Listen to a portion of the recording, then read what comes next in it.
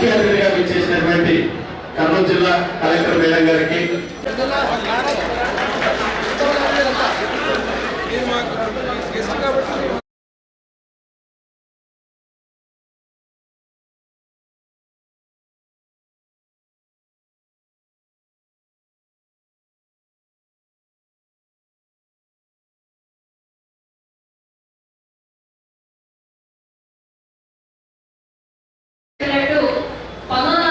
స్వదేశీ ఉద్యమాన్ని స్మరించుకుంటూ ఆగస్టు 7న ఈ జాతీయ చేనేత దినోత్సవంగా గుర్తించడం, అలాగా ప్రతి సంవత్సరం కూడా నిర్వహించడం జరుగుతుంది.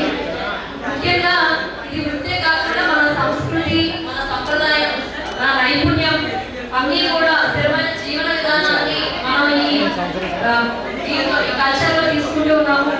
అలాగే ప్రతి చేనేత వస్త్రం మన చేనేతకారుల నైపుణ్యం, సహనం మరియు సృజనాత్మకతను ప్రతిబింబిస్తుంది. చేనేత ఉత్పత్తుల పర్యావరణహితమైన, స్థిరమైన మరియు ప్రత్యేకత కారణంగా ప్రపంచవ్యాప్తంగా ప్రశంసలు పొందుతూ ఉంది. జిల్లాలోని చేనేత సంఘాలు ఉపాధి కల్పించడం మరియు సంప్రదాయ నేయ విధానాలను పరిరక్షించడంలో కీలక పాత్ర పోషిస్తూ ముఖ్యంగా గవర్నమెంట్ నుంచి ఇప్పటి వరకు మనం చేనేత కార్మికులకు ఇచ్చిన మద్దతు గురించి ఒకసారి తెలుసుకుందాం.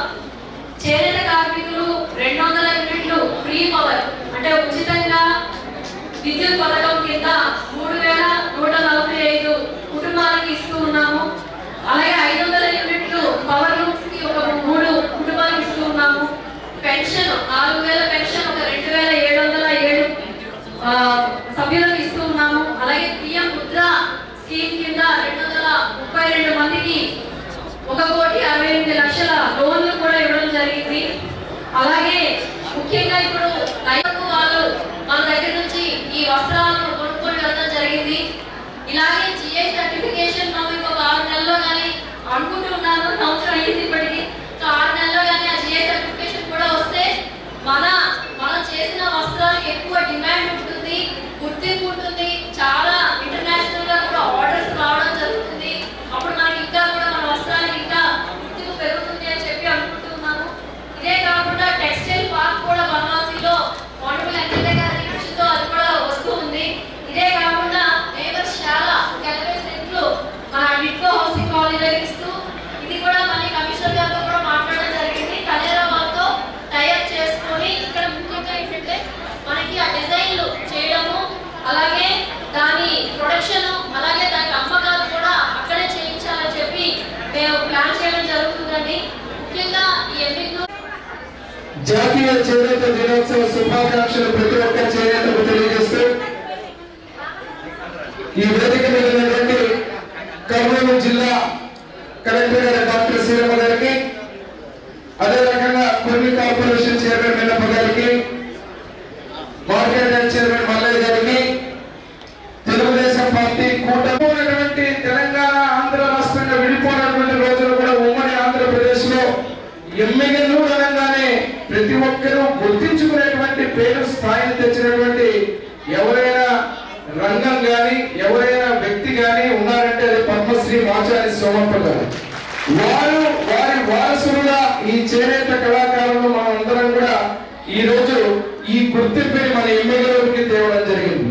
కానీ ఇంత గుర్తింపు తెచ్చిన తర్వాత ముఖ్యంగా నూలుతోటి సిల్క్ తోటి రెండింటిని అతుకు వేసి నేత వేసేటువంటి సామర్థ్యం ఈ రాష్ట్రంలో ఎక్కడైనా ఉంది. ఈ రాష్ట్రంలోనే కాదు, భారతదేశంలో ఆ యొక్క టెక్నిక్ తెలిసిన వాళ్ళు ఎవరైనా ఉన్నారంటే మన ఎమ్మెల్యేలకు చేనేత కళాకారులు అని చెప్పి నేను గర్వంగా తెలియజేస్తాను.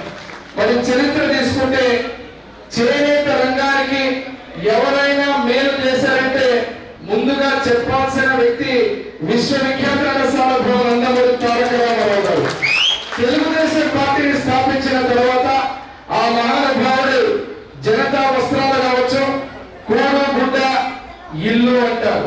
తెలుగుదేశం పార్టీ జెండాలోనే పెట్టి ప్రతి ఒక్కరికి 25,000 రూపాయలు వేసినటువంటి ఈ కూటమి ప్రభుత్వానికి, ముఖ్యంగా మా చంద్రబాబు నాయుడు గారు, మా ముఖ్యమంత్రి గారికి, మా యువ నాయకుడు నారా లోకేష్ బాబు గారికి, డిప్యూటీ సీఎం పవన్ కళ్యాణ్ గారికి, నరేంద్ర మోడీ గారి ప్రధానమంత్రి నాయకత్వంలో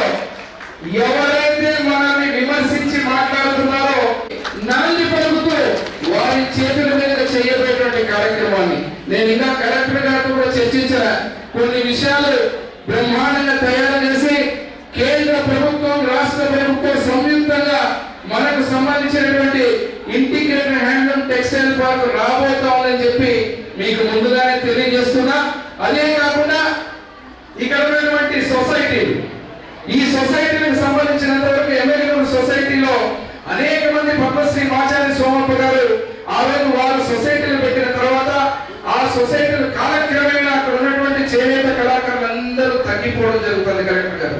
దీనివల్ల అనవసరంగా అక్కడ సొసైటీకి బ్రహ్మాండంగా అన్ని రకాలుగా మనం నిధులు సమకూర్చిన ఏ రకంగా ఉన్నటువంటి ఎమ్మెల్యేలకు సంబంధించినటువంటి బ్రాండ్ ఇమేజ్ కానీ అదే రకంగా బ్రాండ్ కానీ ఇంతవరకు మాకు ఆ గుర్తింపు రావడం లేదు. మొన్ననే